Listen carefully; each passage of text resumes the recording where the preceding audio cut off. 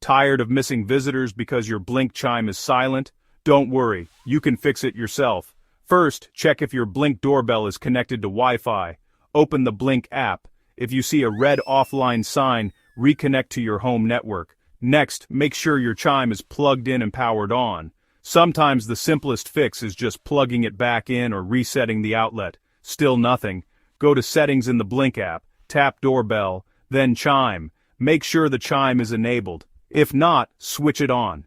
If you're using a wired chime, double-check the wires. Turn off the power first. Tighten any loose screws, then turn the power back on.